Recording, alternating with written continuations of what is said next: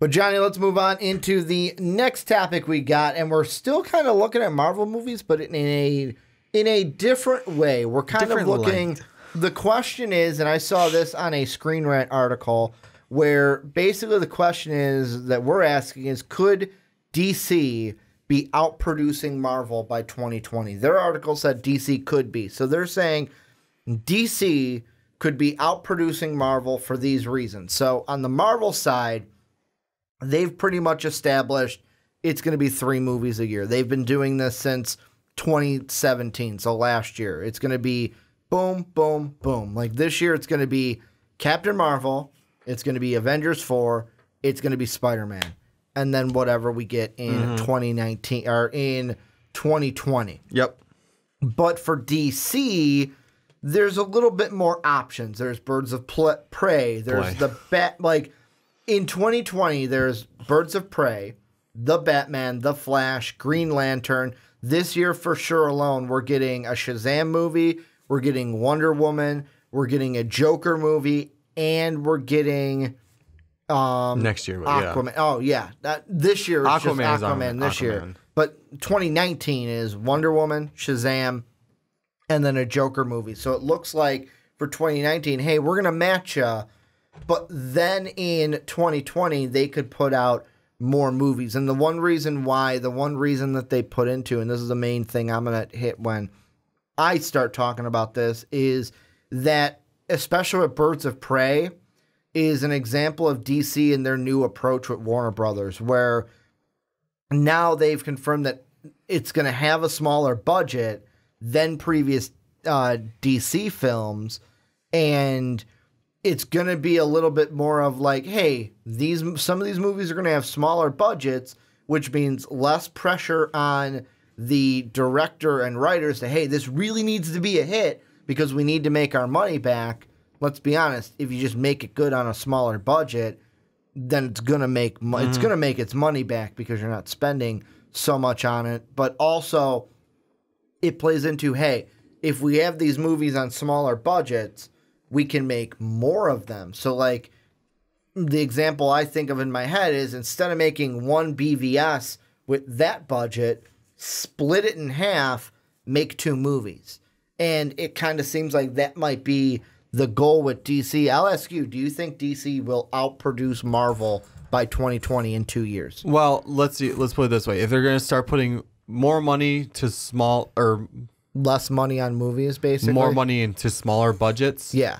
That's a possibility then because they can pump out more movies. Not to mention the snafu now with as we talked recently, the Guardians of the Galaxy 3 snafu. I'm going to call it. And that's exactly why I had this like one following our first topic. Kind of gives them a springboard into out producing them. Now the only problem then comes to, you got to make sure you get some good directors to make these movies. Otherwise, you're just going to be pumping out quantity and not quality. I mean, not to say BVS was quality.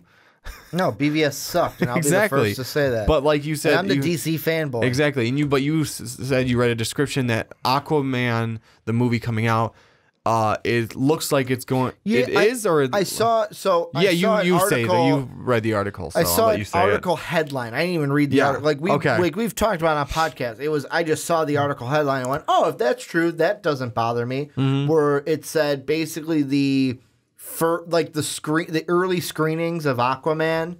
The reactions have been that it reminds people of a Phase 1 Marvel film, which I'm like, no, Iron Man's not a bad movie. No, it's not. Captain America: First Avenger, not a bad movie. Thor was okay. Hulk was see. Okay. It wasn't as bad as the Hulk has been, but it's not great.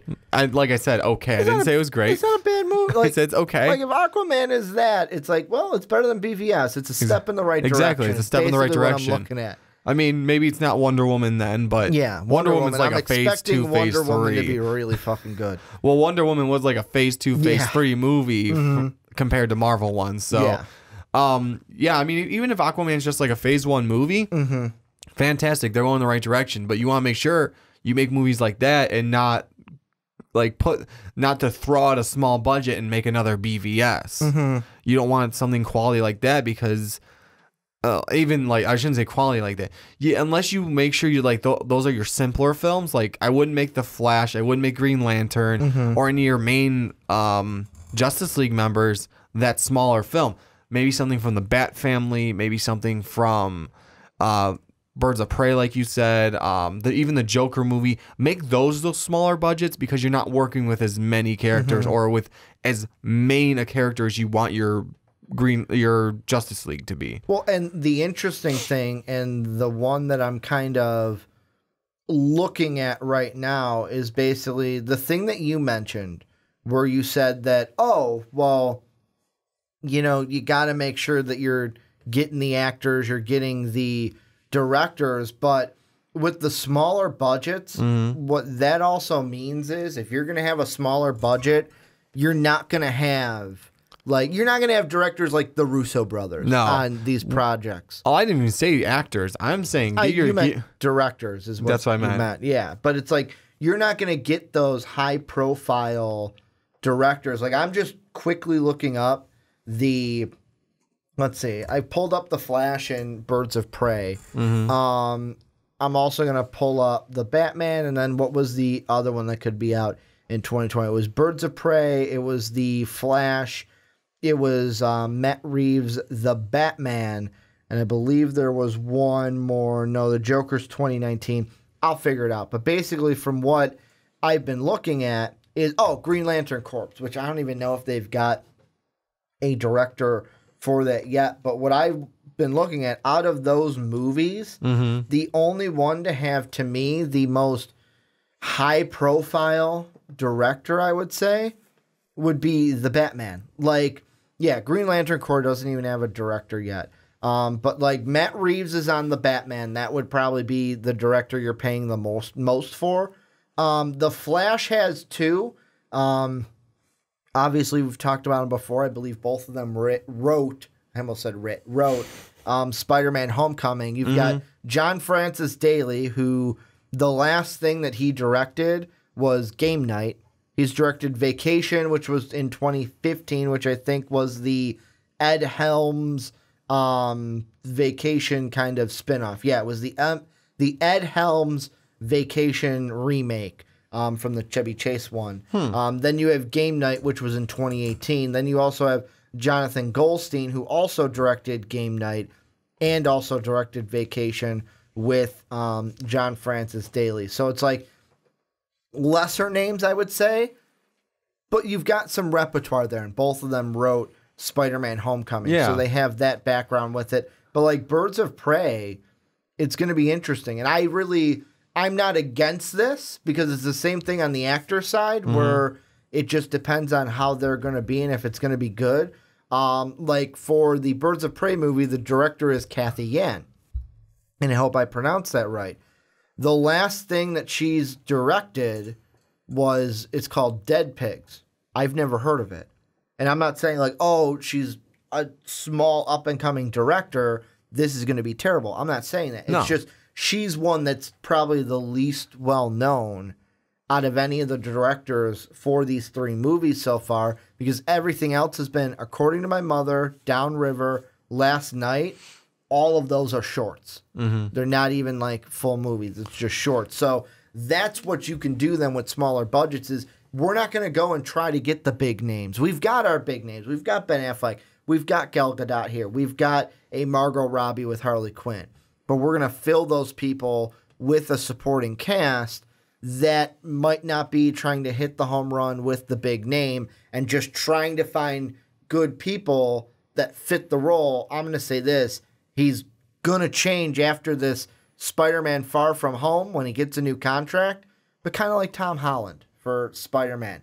Not many people knew who Tom Holland was. Now everyone knows who he is. That's what I'm saying, actually. You don't need to go with the bigger name actors like for these other films that you're doing the lower budgets for. You get like the maybe better directors so you know, hey, they're going to point these kids like up and coming kids that are like starting to get their like acting chops like they did with some Tom Holland, for example. I've never heard of him before Spider-Man. Or I know there's other examples. You got any for me real quick? So, and I was pulling up Tom Holland before Tom Holland was Spider-Man. So before the Homecoming, he was in Pilgrimage, The Lost City of Z, Edge of Winter. Oh, technically it was in Civil War. So, I mean, technically you could say before still, Civil War. In the Heart of the Sea. And then he was in Billy Elliot, How I Live Now, Locke, Moments, The Impossible, and then the UK version of The Secret World of Areti.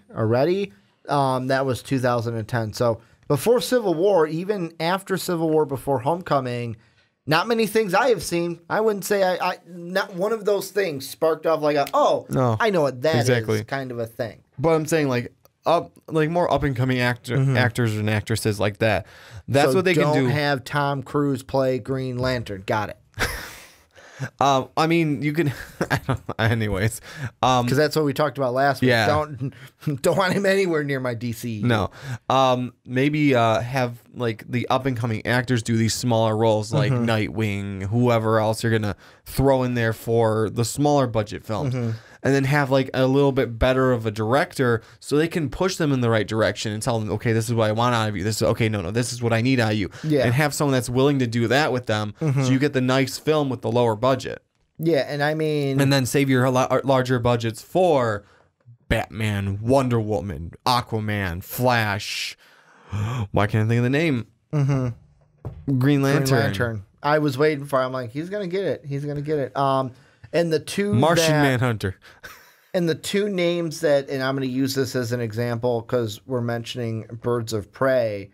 Two of the names that they have mentioned that could be or are in relation to it is, for example, for the Huntress, there could go out and get someone like Francesca Rossino. I hope I said that right, Rossino. And then Andy Mack, who they're eyeing her to play the Cassandra Cain role in Birds of Prey. And really quickly, just to look up, I mean, I'm going to see what... Oh, Andy Mack, is she the one that was a Disney star? Is that who that was? But like Francesca, what she has been in is, so let's see, so she was in Trust, which was a short, Dietland, which was a TV series, but she was only like the magazine employee, and she was in the pilot episode. I think, if I'm not mistaken, Dietland is on TV Land. Yes, that is exactly the show I'm thinking of. It's on AMC. Dietland is the one where it's like she's a ghostwriter for the editor of the New York hottest fashion magazines, and she's struggling with self-image. And then she's fed up with how she's treated by her boss in society. So I remember seeing commercials for that, actually. So she was in that, but as a magazine employee. And then basically 1 episode, 2 episodes of like Succession, which was a TV series. Farm Kings, which was a TV series. And then she was in 1 episode of the Vinny Vella show. So it's like... very up and coming to where it's like, I've been in some TV series, but it's like 1, 2 episodes. And like I said, for the Dietland one, it's like, oh, I was in an episode. Yeah, I was just a magazine employee. So like, when you look at the resume, it doesn't have a huge, like, this is Ben Affleck, this is how many movies he's been in kind of a thing. Yeah, honestly, I'm not sure where to... I'll ask you this. Yeah, go ahead. With everything now that we've talked about, if you had to put a percentage on it, what's the odds that DC outproduces Marvel by 2020? And let's say we're gonna go with the idea that they're both plans, or like what we're talking about now actually goes through. Yes. On each side. Yeah, because it sounds like for 2019 it's going to be 3 each, and it looks like Marvel is just going to keep the 3 each because that's what they do. But let's be honest, on the Marvel side, they could see DC throw out a couple more movies, go, screw that low budget stuff. We got the mouse behind us. Here's some X-Men movies on top of what we're doing. They could do that, but I feel like Marvel doesn't want to like rush. They like, okay, we'd rather just make sure we have the quality out there and not rush our films, because that's what they tend to do. Or they just say, hey, we don't have to it's not rushing. We have that quality. boom, there you go, kind of like maybe throw out one. I don't know if they're gonna like try and compete with throwing out as many films as DC. So DC may eventually start out producing them if DC follows through with what they're saying with this. What I think is gonna happen with Marvel is they'll go, yeah, you know what, DC's pulling out all these movies, but here's another big one, bam, and just like drop like an X-Men right there in front of you guys that we've wanted to see a Disney's X-Men. And that Andy Mack star that I was talking about, she played Andy Mack, which was a TV series for Disney. Yeah, that's what I was kind of looking up before, and like that would be an interesting one. I know it's a Disney Channel star of like TV series, but hey, you used to do this TV series from 2017 to 2018 with Disney. Now you're coming over working for Bugs Bunny and Warner Brothers, going to do a DC movie, but Disney ostracizes you now. And that's the thing that I brought up that I'll ask you last is the thing that we've been talking about budgets a lot in this and kind of playing into why DC can pump out more movies. Will it matter though in the end? Because I'll ask it very frankly. Will it matter? Because no matter what, Marvel will have the power of the mouse behind it. Yeah, they do. Disney, it's just like Disney's that parent where it's like, hey, Mom, I need this for here you go. Just no questions asked. How much is it? $500? All right, there you go. There you go. Like, never have to be like, oh, I don't know if we have that. Like, here you go. No, you got the money. That's the parent that the mouse is and what Disney will give its movies, especially Marvel, who they spit out a Marvel movie and they make billions. I think they're going to be a while. Billions and billions and billions and billions and billions and billions. But go on before we make that Trump reference. We already did. Yeah. No, it's gonna be a while before like the mouse slows down. They're gonna do as much with this Marvel universe as they can until it starts to, there's like, oh shit, we got nothing left. Until that grape is all squeezed. Exactly. That last juice hits the floor. Yeah. I mean, that's a weird way to put it, but sure. Or they've got the no shoes on. They're kind of like me in the studio with their bare feet just smashing those grapes in the what is it, like a wooden tub that they're in? They're just smashing those grapes, trying to get everything out of this Marvel thing while they can. No, and it's going to be a while still, I feel like, because they're, especially if they get this contract to finally go through. Yeah. They're going to have so much more to work with. The Fox affiliated stuff. Which, I mean, to be honest, we're kind of saying, oh, they're kind of stuck for 3 movies. If they then have their own Fox division of the MCU...